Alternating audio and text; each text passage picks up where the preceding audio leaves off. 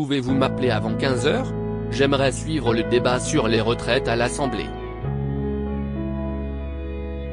Même 25 ans après avoir rangé son costume de journaliste, la politique n'a pas vraiment quitté Bruno Mazur. Sauf que c'est sur Twitter, et depuis sa maison à Paris, qu'il commente désormais l'actualité de ceux qui nous gouvernent. Avec un ton vachard forcément éloigné de celui du présentateur de JT qu'il a été sur TF1 1984-1990, et sur France 2, 1990-1997, où sa décontraction et ses bons mots ont marqué. Une époque faste qu'il regrette? Ce milieu ne me manque pas du tout, je l'ai quitté volontairement, nous arrête celui qui incarnait l'anti-PPDA, loin de courir après le vedettariat. Ce qui ne l'a pas empêché d'accepter de retracer sa carrière pour Gala. FR, relations avec les politiques, éviction après la mort de Diana, révélation de sa bisexualité. Bruno Mazur raconte les bons et mauvais moments de son histoire avec la télé, entre deux confidences sur sa vie actuelle. Gala.fr, plus de 20 ans après avoir quitté l'antenne, à quoi ressemble votre vie aujourd'hui?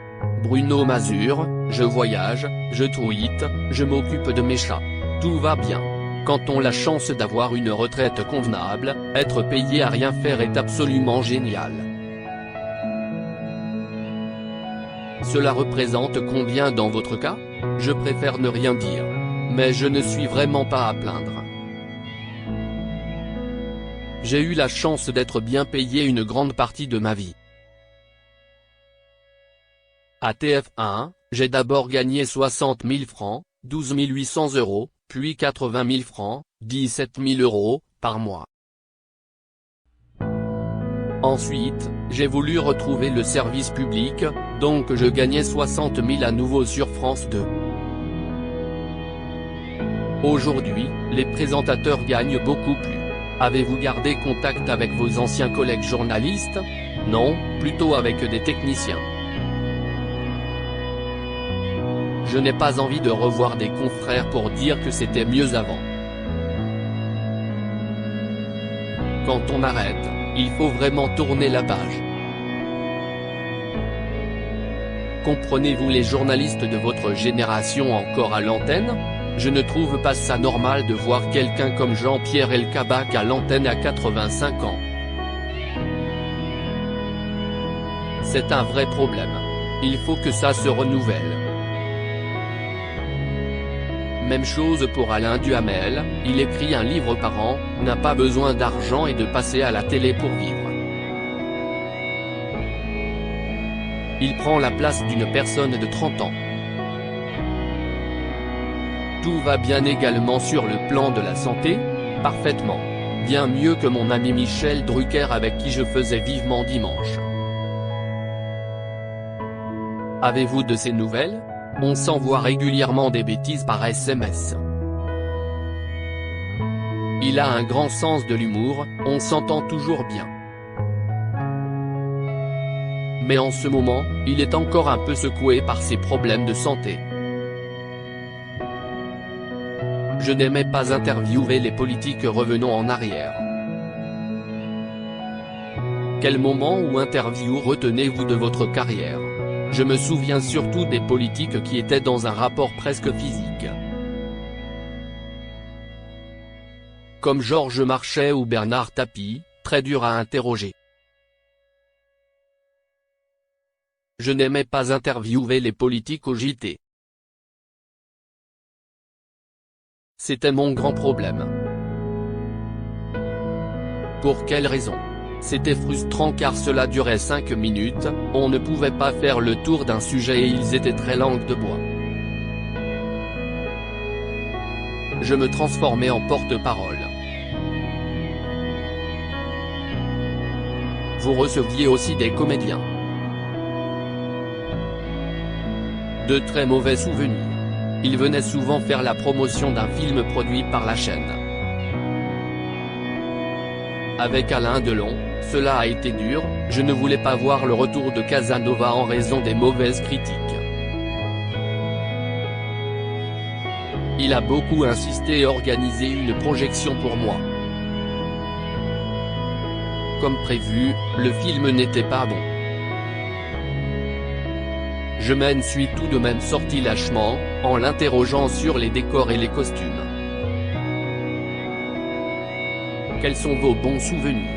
De 1977 à 1984, quand je suivais le PS en tant que reporter pour TF1. J'ai connu François Hollande qui avait déjà un humour ravageur. Cela se passait mieux qu'avec Ségolène Royal, très imbue d'elle-même. Ensuite, ça a été un plaisir de travailler avec Nicolas Sarkozy car il était très cash. J'ai un souvenir assez original, un jour, il est venu dans un restaurant avec Cécilia, que personne ne connaissait, pour l'un des déjeuners qu'organisait notre groupe de journalistes. Ils n'arrêtaient pas de s'embrasser et de se tripoter. On a cru qu'ils allaient faire l'amour sur la table. En plus, le restaurant faisait hôtel, donc on a failli lui dire de prendre une chambre, rire. On ne s'ennuyait jamais avec lui. Ces déjeuners ne posent-ils pas un problème de connivence avec les politiques? On nous reproche souvent d'être copains mais c'est faux. Ce qui est vrai, c'est qu'on se fréquente beaucoup. Mais c'est obligatoire pour avoir des infos. Il faut être proche sans être trop proche. Reste que ce n'est pas parce qu'on partage une bonne bouffe avec quelqu'un qu'on est obligé de le trouver génial. Comment était François Mitterrand avec les journalistes? Selon son humeur, il pouvait être très charmant comme très glacial, au point de dire vous m'emmerdez. Mazarine était-elle déjà un sujet? Non, je l'ai appris en même temps que le public. Certains se vantent après d'avoir su, mais c'est faux, une poignée de gens étaient au courant. Sur le cancer aussi. Le docteur Goubler ne lâchait jamais le moindre indice. Quels étaient vos rapports avec Danielle Mitterrand? À Latch, dès que la discussion ne tournait pas autour de ses activités caritatives, elle se fermait comme une huître.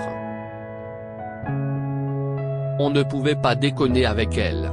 Avec François Mitterrand, on savait que c'était plus vraiment un couple. Ils s'entendaient bien parce qu'ils avaient chacun leur vie. Le PS, c'était aussi DSK à votre époque. Il n'était ni très sympathique, ni chaleureux. Un politique très sérieux et techno, obnubilé par ses dossiers et sans empathie. Yves Montand m'a traité de connard. Cela se passait mieux avec Anne Sinclair, votre ex-collègue de TF1? Oui, on avait la même passion de la politique. Mais on a eu un clash qui m'a marqué. À sa demande, j'avais fait la promotion d'une émission spéciale avec son ami Yves Montand, qui devait annoncer sa candidature à la présidentielle.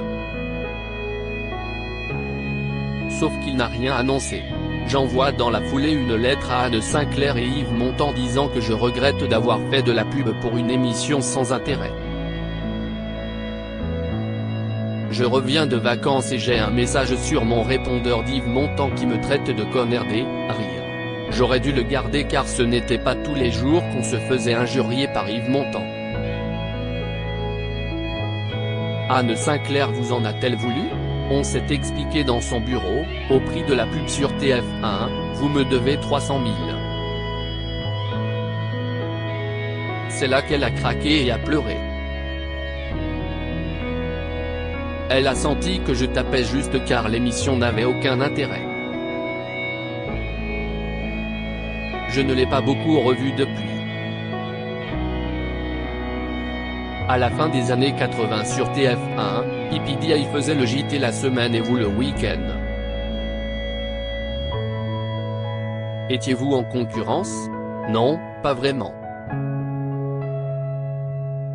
On ne se voyait pas souvent. Valait-il mieux ne pas le croiser? Beaucoup de choses ont été dites sur son comportement ces derniers mois. Concernant l'affaire, tout le monde savait qu'il recevait des jeunes femmes après le JT dans son bureau. Mais entre ça et violer, il y a une marge. C'était un dragueur lourd pour nous. Ce qui se passait dans le bureau, personne ne pouvait l'imaginer. Je ne savais rien donc je ne pouvais pas parler. Son comportement avec Claire Chazal a également été dénoncé.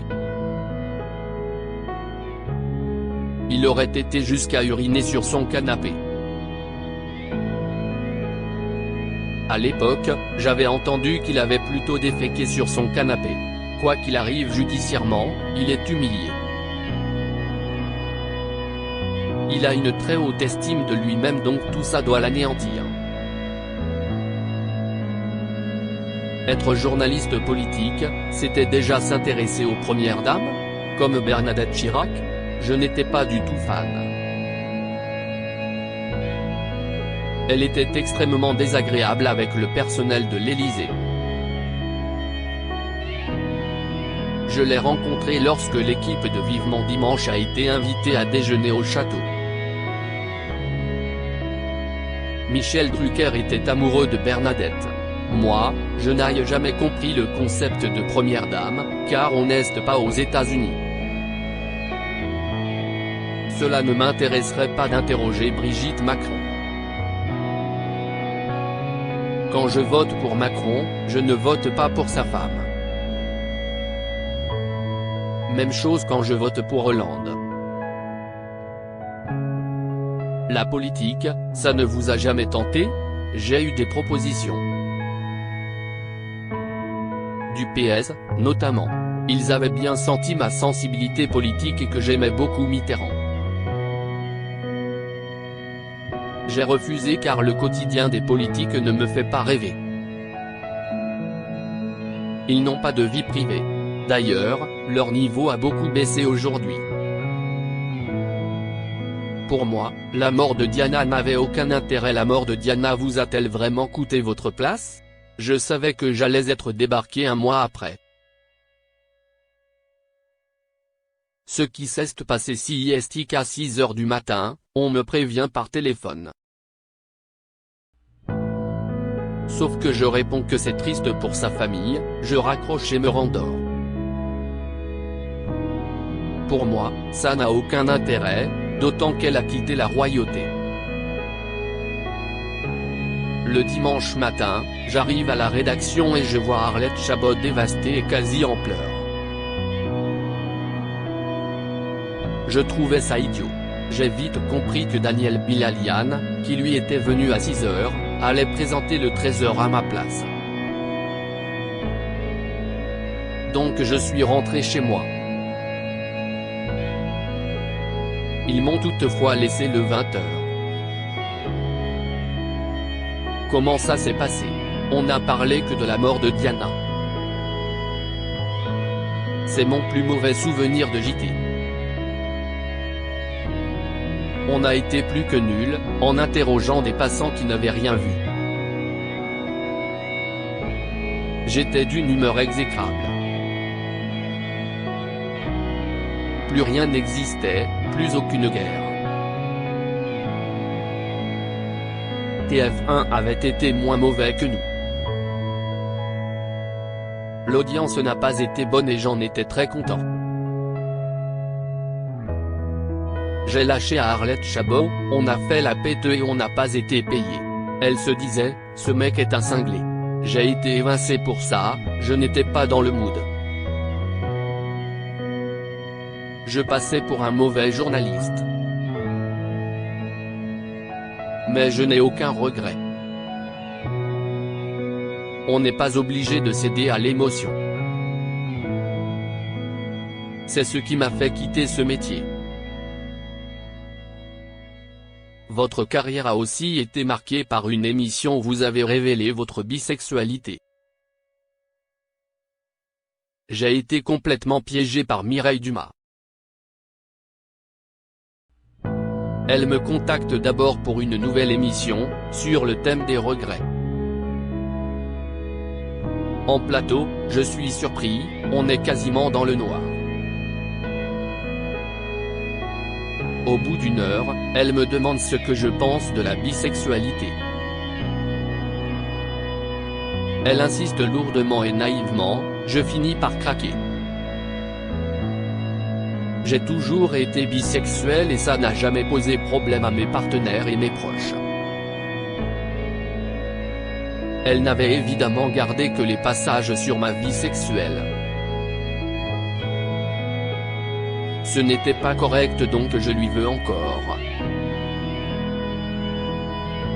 Lui en avez-vous parlé? Je lui ai dit qu'elle m'avait bien baisé. Elle savait ce qu'elle faisait. C'était un piège dès le départ. D'ailleurs, PPDA n'avait pas été sympa du tout non plus. À la fin de son JT, il avait fait de la pub pour l'émission en sachant très bien ce qu'il y avait dedans. Avec un œil vicieux, ne manquez pas les confidences de mon ami Bruno Mazur. Comment votre femme Cathy a-t-elle réagi? Elle s'en foutait, heureusement. Elle s'est dit que si Jen avait parlé, c'est que Jen avait eu envie. Elle était déjà au courant. Cathy a travaillé dans la société de production de Mireille Dumas ensuite et elle en a un très mauvais souvenir, en plus de ne pas être une patronne sympa, elle payait mal. Votre carrière en a-t-elle subi les frais? Mon patron, Patrick Lelay, était catholique pratiquant. Mais je m'entendais bien avec lui car il était très franc. Ce qui l'intéressait, c'était que je continue à faire de bonnes audiences. Finalement, il n'y a pas eu beaucoup de réactions. J'ai reçu plutôt des lettres de jeunes qui vivaient à la campagne et me remerciaient d'avoir parlé, car c'était très caché à l'époque. L'autre célèbre moment a été le striptease de Nagui et Michel Serrault durant votre JT, qui vous a empêché d'annoncer la mort d'un casque bleu tué en Bosnie. Lui en avez-vous voulu? Pas du tout. La séquence me fait rire aujourd'hui.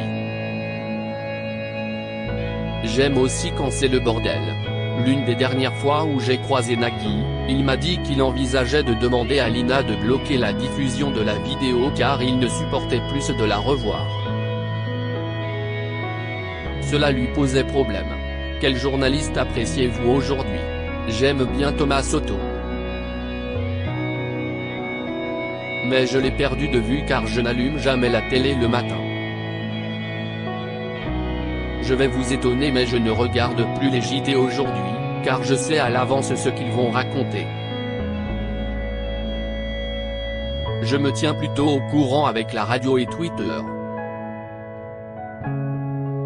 Sur Twitter, vous n'hésitez pas à tacler sévèrement vos anciens confrères. Si est le jeu. Ce que je déteste, si est qu'on me réponde que je suis aigri. J'ai quitté la télé volontairement, alors qu'on m'avait proposé de reprendre le 13h par exemple. Mais je connais mieux les journalistes que les twittos, pour les avoir fréquentés, donc je m'agace d'assister à leur comédie parfois. Gérard Millet est un bon exemple, je connais bien son côté bobo gauchiste mondain donc je ne me prive pas. Portez-vous toujours des charentaises? Toujours. J'ai des pieds mal foutus. Donc je mettais des charentaises car je n'étais pas à l'aise dans mes chaussures. De toute façon, mes pieds n'étaient pas filmés. Vous reconnaît-on encore dans la rue? Cela arrive, mais maintenant, ce sont les gens de plus de 55 ans. Si est toujours sympa mais je n'ai vraiment pas fait ce métier pour ça. Crédit photo, Olubrowicz Gerald Abaka.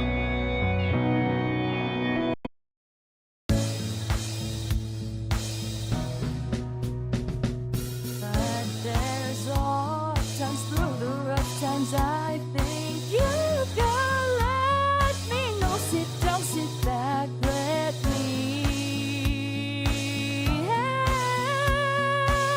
you out. Just step back, got to seek, so I see you out there's on your